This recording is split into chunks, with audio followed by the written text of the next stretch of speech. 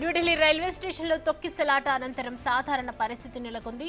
ప్రస్తుతం యథావిధిగా కొనసాగుతున్న రైల్వే కార్యకలాపాలు కొనసాగుతున్నాయి. తొక్కిసలాట జరిగిన ప్రాంగణాన్ని రైల్వే సిబ్బంది శుభ్రం చేసింది. ప్రయాణికుల రద్దీ దృష్ట్యా అదనపు భద్రత ఏర్పాటు చేశారు. ఇప్పటికే ఈ ఘటనపై ఎఫ్ఐఆర్ నమోదు చేశారు. దీనికి సంబంధించిన మరిన్ని వివరాలు మా ప్రతినిధి శివ అందిస్తారు.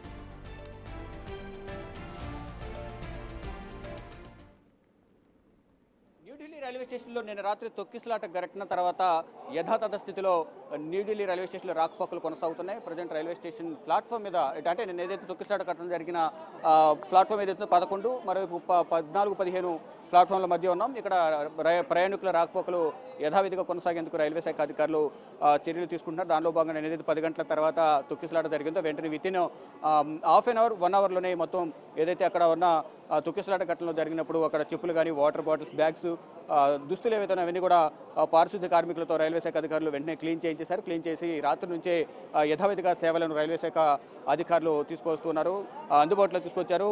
ఇటు ప్రయాగరాజు వెళ్లే వాళ్ళు తిరిగి వస్తున్నారు, కొంతమంది వాళ్ళ ప్రయాగరాజు వెళ్తున్నారు, కొంతమంది ప్రయాగరాజు నుంచి తిరిగి వస్తున్న భక్తులు కూడా మనం చూస్తున్నాం. హరహర గంగే హరహర మహాదేవ్ అంటూ కూడా వారు శివుని నామం చెప్పిస్తూ వస్తున్న దృశ్యాలు కనిపిస్తున్నాయి. మరోవైపు కుంభమేళకు వచ్చేటప్పుడు కూడా వాటర్, గంగాజలం తీసుకొస్తున్న బాటిల్స్ కూడా కొంతమంది మ్యాక్సిమం ఇక్కడ ఈ టైంలో ఎక్కువగా ప్రయాగరాజు వెళ్లే భక్తులు ఎక్కువగా ఉంటున్నారు. దానిలో భాగంగా నిన్న కూడా ప్రయాగరాజు వెళ్లేందుకు భక్తులు భారీగా ఇక్కడ చేరుకున్న నేపథ్యంలో ట్రైన్ క్యాన్సిల్ అయ్యి ఒక ప్లాట్ఫామ్ నుంచి ఇంకో ప్లాట్ఫామ్కి అనౌన్స్మెంట్ వచ్చిన సందర్భంలోనే అటు నుంచి ఇటువైపు నుంచి అటువైపుకి వెళ్లే సమయంలోనే తొక్కిసలాట జరిగింది. దీనికి సంబంధించి కూడా పలు తీవ్ర విమర్శలు అయితే వస్తున్నాయి.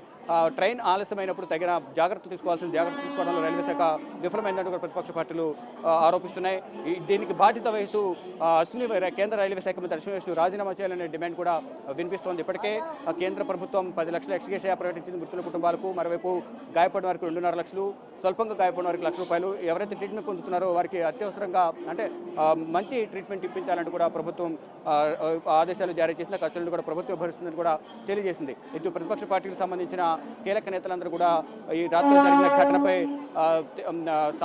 తీవ్ర దిగ్భ్రాంతి వ్యక్తం చేస్తూ సానుభూతి, సంతాపం తెలియజేశారు.